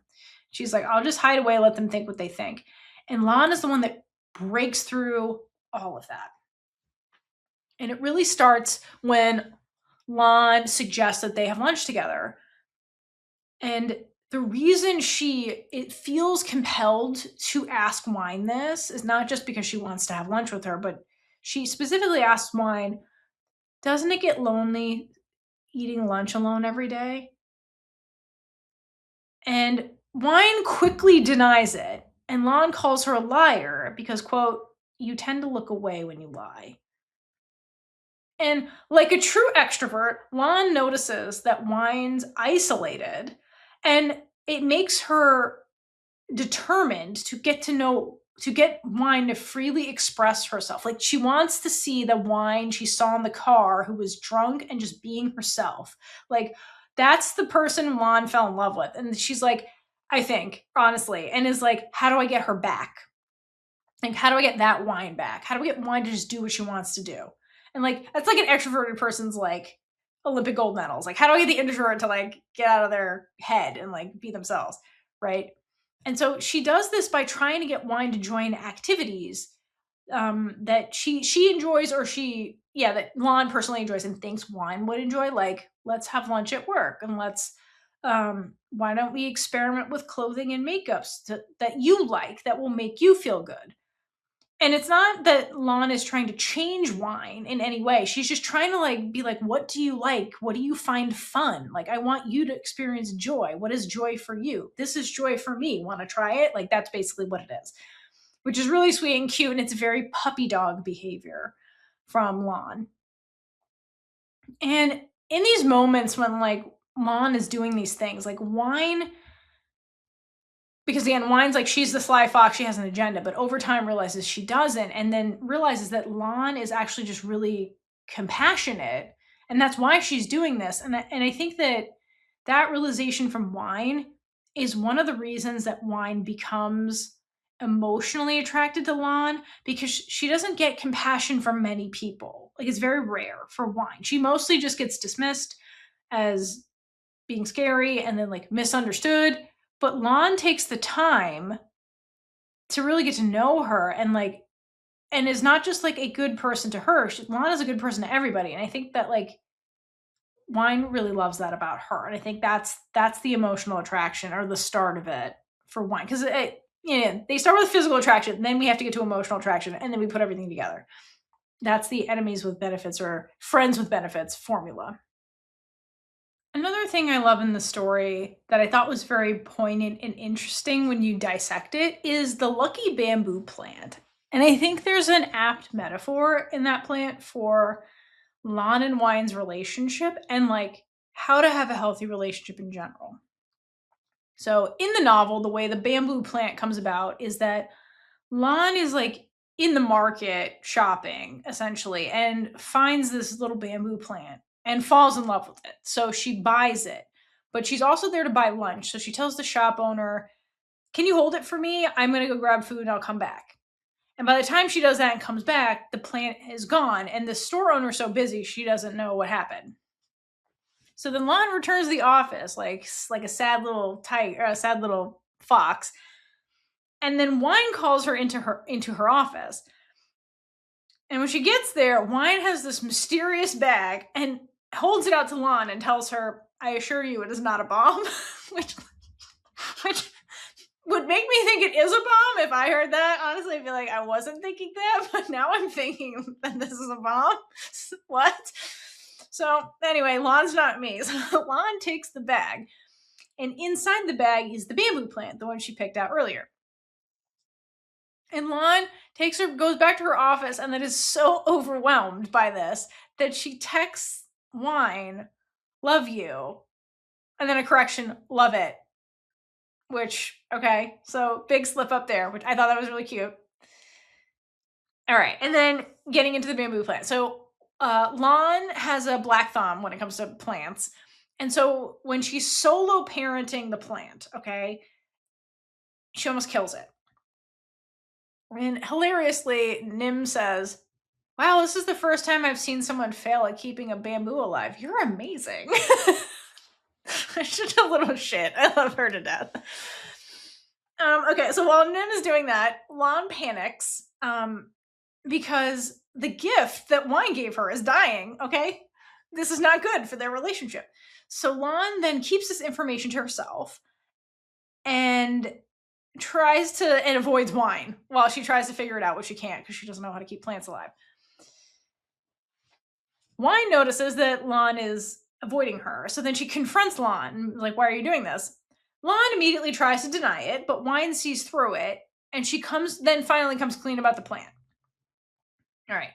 Then Wine takes over as caretaker of the plant, and in less than a week, the plant recovers. Okay, so putting this all together as a metaphor for a healthy relationship. So when Lon was hiding this from Wine and trying to like problem solve this by herself, okay, tackling that problem on her own led to secrets. And then the secret build distrust and ultimately was starting to wither the relationship, like the way the plant was dying. But then when they came together and had honesty and open communication, it helped rebuild the trust. And by compromising, by like giving Wine the plant, and then Lon can come see the plant when she wants to, rather than Lon keeping it, together they solve the problem and the plant comes back to life. So it's kind of how relationships go, right? It's like hiding things, keeping secrets, ultimately will poison the relationship, kill it. But talking, compromising, and working together is what's going to have a healthy relationship. And like, that's really Lon and Wine, if you had to boil them down, is like this metaphor, like with the plant. And Nim being an asshole. Because like that's part of their relationship, is their friends teasing them endlessly. Okay. One other thing I love about the novel is the aha, I'm in love with her moment from Lon, because I thought it was really cute the way it goes down. So it happens when Lon is sick and takes a day off from work. And she's stewing, okay, because Wine is going to have dinner with Proud tonight. And Lon's upset. So she passes out because she took meds and then wakes up, and Wine's in the apartment, and it's in the middle of the day. And come to find out that Wine took a half day to come take care of Lon because she was worried about her. And on the way to the apartment, she bought congee to give to Lon, okay? And then Wine, as part of the caretaking, then tries to take her temperature. And Wine says, oh, the porridge made my hands warm because she was holding it. And she says, sorry, because she needs to take her temperature. And then they continue the story. And then Wine leaned her beautiful face down and pressed her forehead against mine to check my temperature. It was at that exact moment I realized how I felt about her. I'm in love with Wine. I don't know when it happened, but before I knew it, I had already given her my entire heart. Now, a lot of girl loves do the weird forehead thing for temperature taking. This actually makes sense because Wine's like, I can't because my hands are too warm. I'm just going to do this. A+, Snow Leopard. This was how you do it. Like, this was so cute reading this. I was like, that makes sense. Good job, Wine. That was cute. Even though it's really not a good way to take temperatures, but I'll take it in this context. And the fact that Lon has her, oh shit, I'm in love with her moment as that's happening. Masterful. Like fan fiction wishes they could write this. Okay, so Lon is realizing, holy shit, I'm in love with this woman. And then as she realizes this, her face flushes because embarrassment and shyness. And then Wine mistakes that as, oh shit, her fever's back. And so in the novel, this sequence of event is actually hilarious because in Wine's point of view, this misunderstanding that like her fever's back when really Lon's like, oh shit, I'm in love with her, was so fucking funny because Wine thinks Lon is medically unstable and like worries even more and like refuses to leave her because she's like, your fever I was gone, it came back, what the fuck, you're not okay. So funny. It adds to more strange misunderstandings that are honestly endearing and cute, and just this whole thing was amazing. One of my fucking favorite parts of the story is this whole thing. So cute. Okay, but then I also absolutely love Lon's reaction to realizing she's in love with Wine. And then she's like, okay, well, now I got to get her to date me for real. What do I do? So she tries flirting with her in like only ways she could think. Only you could have thought some of this shit up, Lon, the way she executes this. It's insane. So first up, well, not first up, these are my highlights.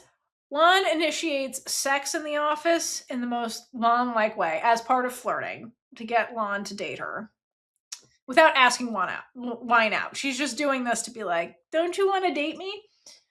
Okay, so Anyway, Wine is being Wine and diligently working late into the night at the office. So Lon brings her food, which is, they do that from time to time, and then feeds Wine so Wine can keep working. When Wine complains, she's like, no, I'll feed you so you can keep typing or whatever. Several hours after this, Lon gets impatient because she's still in the room while Wine's working. And so she tells Wine she like sees a ghost, air quotes, and then insists she's scared. She's like, can I hug you? I'm scared. And Wine's like, I guess, if that's what you need. And so then Lon's like, great. And then she like kicks Wine out of her office chair. She sits down and like grabs Wine and like pulls Wine onto her lap. And she's like, I can hug you while you work. Wine's like, I guess. So Wine tries and goes back to work. And then Lon starts filling up Wine. And then Wine asks, are you not afraid of ghosts anymore?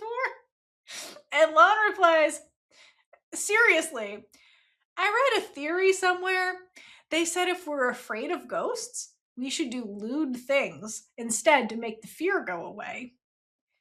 And Wine asks, who's they?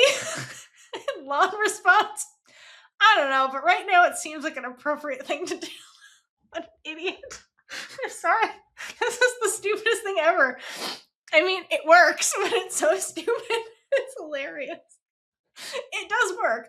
Wine gives in. They have sex in the office. And then when they're leaving, Wine's legs are so unstable from the sex that Lon is like, do you want a piggyback ride? And Wine is like, yes. And so like these morons like leave with Wine on her back. And it's just like, they're so stupid. I love them so much. This was absolutely, but it's like, it is ridiculous. Wine knows it's ridiculous, but she goes along with it anyway. Just so funny. Oh my God. They're so funny. It's just like, they're chaotic when they're horny. And it's just like, you would think Wine would be logical, but she's not in these situations. She's like, I guess. It's so funny. Okay. So when Lon figures out she's in love with Wine, it leads to hilarity like that. But when Wine figures out, oh, sorry, I may have said that wrong. When Lon figures out she's in love with Wine, it leads to hilarity. When Wine figures out she's in love with Lon, it causes a dilemma, okay? Because like a existential crisis for Wine. Because Wine very firmly believes that rules and regulations are crucial above all else, okay? And that belief also applies to the friends with benefits situation. Because when Wine's thinking about this, she thinks if one party falls in love with the other, they won't be friends with benefits anymore. And that was our agreement. So by me falling in love with Lon, I'm breaking our agreement. So then she convinces herself that she has to deal with her feelings on her own. And if we learn anything from the bamboo plant metaphor, that's only going to lead to misunderstandings and a fight and reconciliation. Okay.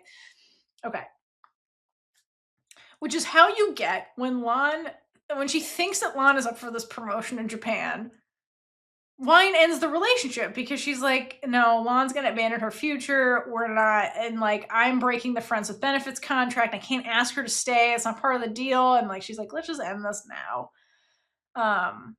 And then they follow the bamboo plant metaphor and clear it up and everything's fine. But it just Wine's rationalization of being like, but we're not following the rules, like is very real coming from a character like her. So I did like how that played out.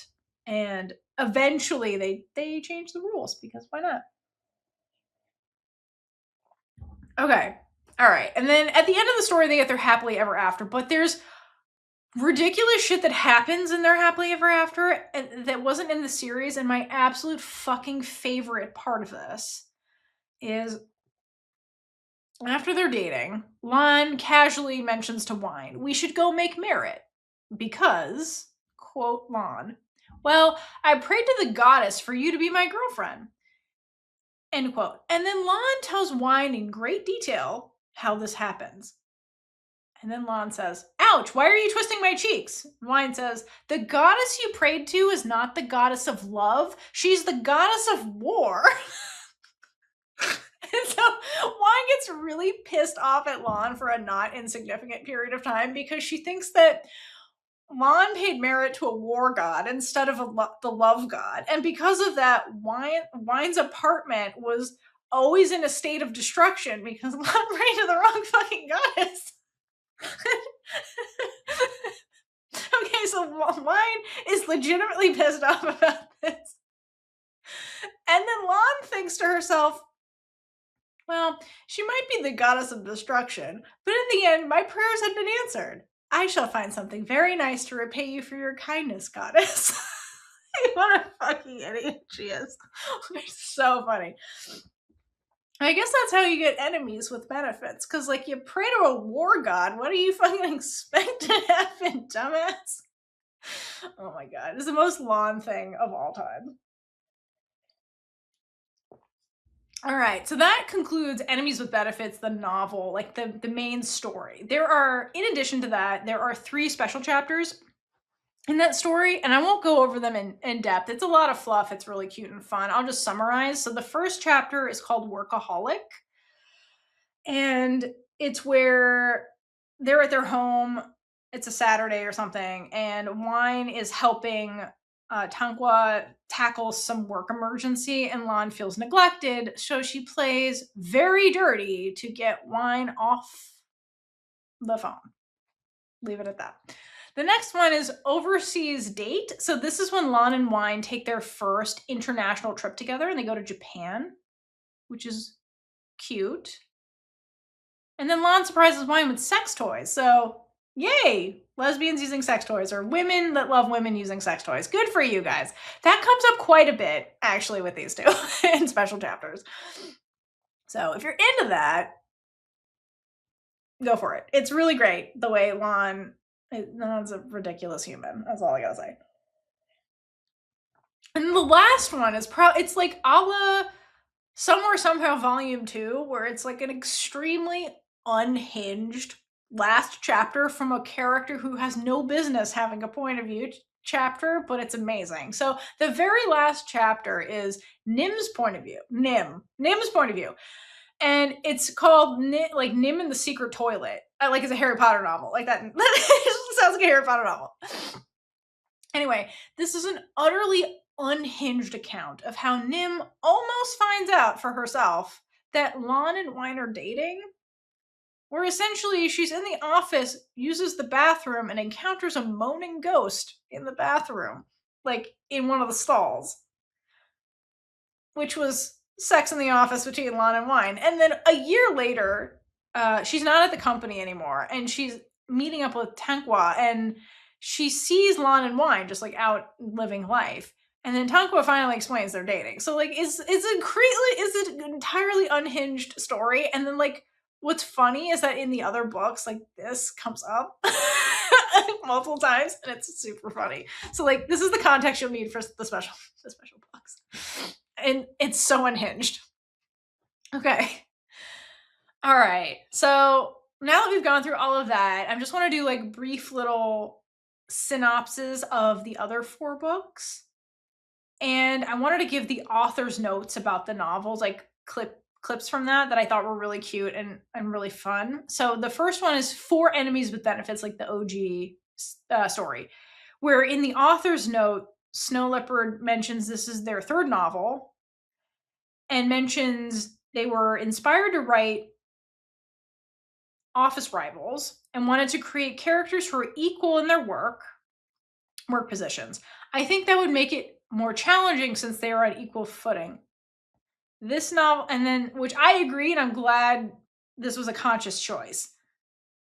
And then they say, this novel may not be as comedic as my previous work. Girl, what?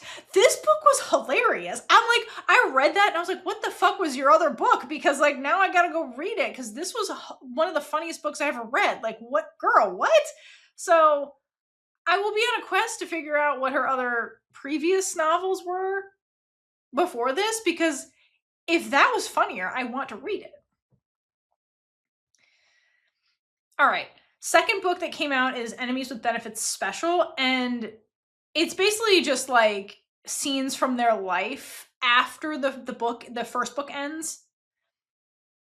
And it's just like random things that happen to them. And so in the author's note, this will explain everything, where Snow Leopard writes, "Warning, I tripped and accidentally kicked a whole lot of sugar into this novel. Please be cautious when reading. On this level of sugary sweetness might cause side effects to your heart." That's basically that novel. It's just scenes of them that will give you diabetes, basically.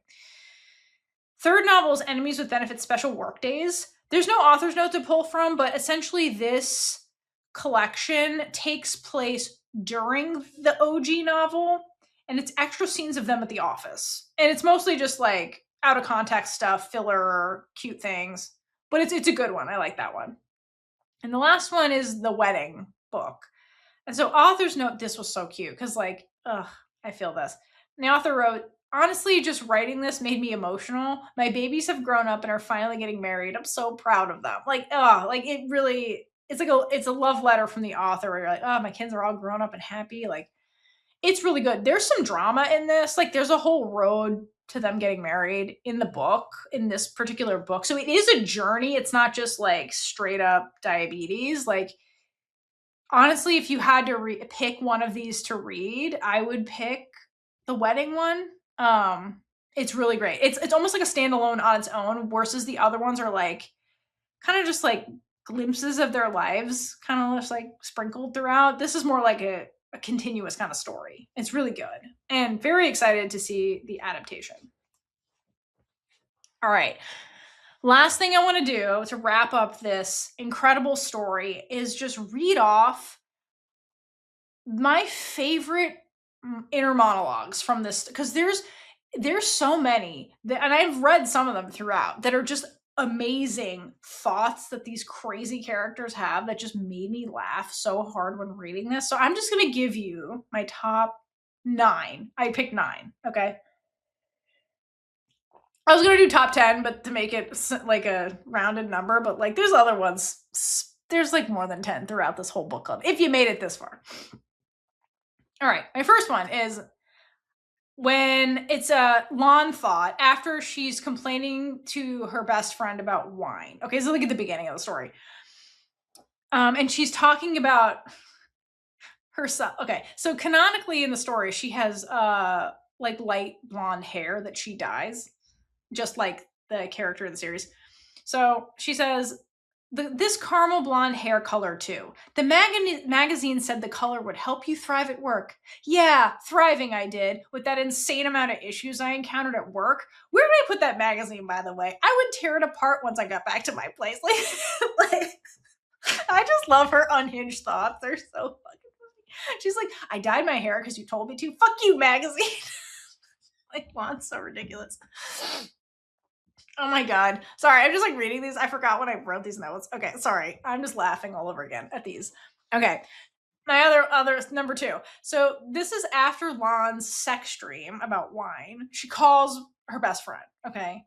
And he says, "You can't sleep? Why? Are you getting too stressed out at work? Or are you pissed with wine again?"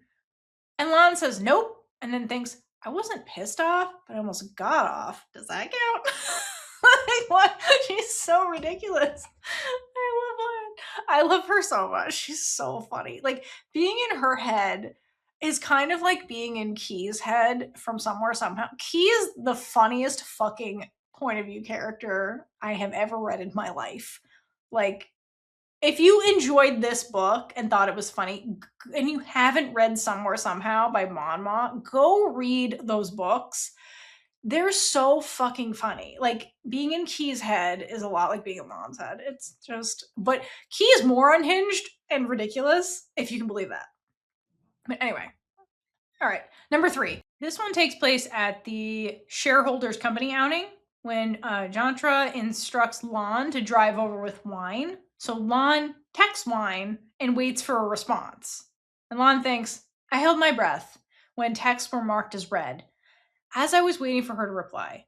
But 3 minutes had passed, and the other woman showed no signs of replying to my messages. If I had held my breath for the reply, I'd be in the afterlife already. He's so salty about this. It's so funny. Why didn't know you were coming? Anyway, I love her. All right, number 4. At the shareholders company outing, this is after Lon figures out wine is drunk and like why that is, because wine didn't order alcohol.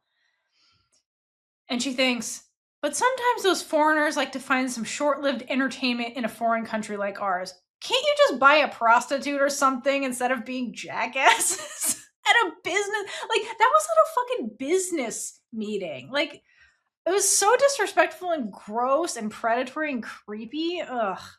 And what? But Lon's like, can't you just be a normal pervert? Like, I love that. All right.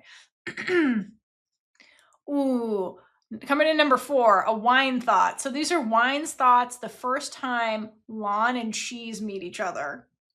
Okay, and they hit it off, obviously, because they're both extroverts. And Wine thinks, then Lon and Cheese chatted enthusiastically. They had similar personalities, after all. Why did I feel like I was watching 2 talkative dogs getting to know each other?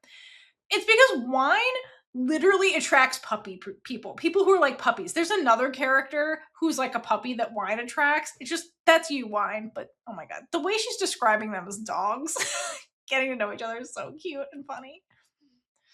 All right, next up we have after Lon and Wine do the line ID stickers, Lon and Wine go to Wine's place, and Wine gets frisky immediately. And Lon thinks, well, I did enter the tiger's den, so what could go wrong with being mauled by one? Especially when the tiger is this gorgeous. I love that, like, okay, getting mauled could lead to death. And she's like, what could go wrong with getting mauled? Like, the way she used that word and tried to make it sexy was hilarious. Okay. One of my this might actually be my favorite one. It's just like, this is just Lon going about her day and randomly having thoughts. And she thinks to herself, excuse me, monotony of life could take away one's liveliness. Therefore, people craved something new to spice up their lives from time to time. And if you were an office worker with a fixed work schedule, chances are you would have to face this unsolvable dilemma. What should I get for lunch? It's so true. It's just like, you're constantly, I'm sorry, it's just like the monotony of being an adult, where you constantly have to answer the same questions over and over again. Like, what are we going to eat today? You know what I mean? It's just, but the lead up is just so poignant. And then she's like, what do I get for lunch? He's so stupid. She's super relatable, though. I love her. All right. Final 2. So when Lon ends up at Wine's apartment and sees the giant hole in the wall the neighbors caused. This is the reason why they become roommates. Which they went to the apartment in the novel for a booty call, and then there's this giant hole that the neighbors caused. Okay, and then Lon thinks to herself, judging from the situation, this couple must be the neighbors who were moving in, and an accident probably happened during the move. Bewildered, I look at the scene where the incident took place. If that enormous wardrobe fell down while Wine and I were doing, thank goodness it fell down before. Imagine that. Like, those 2 idiots are like fucking, and this wardrobe comes through the wall. That would have been hilarious and on brand, honestly. So that was an amazing thought. All right. And lastly, Pakpum, after meeting Wine, asks Lon if she has feelings for Wine, and Lon says no, and then thinks, I stood by my word. It was true that I felt comfortable when I had Wine close to me, but my heart never skipped for her. Well, I mean, it did sometimes, but it wasn't like that. Like, my heart didn't skip, and I didn't feel butterflies for her all the time. Like, this was hands down one of the most least convincing trains of thought ever. And it's just so funny the way she derails. She's like, I'm staying strong in this stance, and then can't even convince herself that she's right. Like, oh my god. Amazing. Great novel. Great inner monologues. Absolutely fucking loved this book. And if you made it through this and you were listening to me talk and you haven't read it, do yourself a favor and go read it, because it's really fun to read this book. And honestly, the special chapter books are all really great, just as funny, and really cute and sweet. And like, their relationship is just so, it's a green forest, basically. They're humans who make mistakes, but they have a really beautiful relationship, and I love how their story unfolds. It's so sweet and unproblematic and great, and I loved it. So, hope you enjoyed this book club. Next up on Big Gay Book Club, Kaitlynn will be joining me to discuss The Air by Salmon, so the third book in the Four Elements series. We will be covering that. And after that, do you have suggestions for what kind of book you would like me to cover? I have quite a few, but like honestly, reading, I derail myself. I'm a book reader. So like I'll be like, I got this next up, but then I'm like, but this other book. And like honestly, reading this novel really made me want to read the Whale Store novel because they're all connected. And so if you're interested in a Whale Store book club, let me know. Because I genuinely want to read it now because this book was hilarious. And so that might be on the docket if you're interested in that.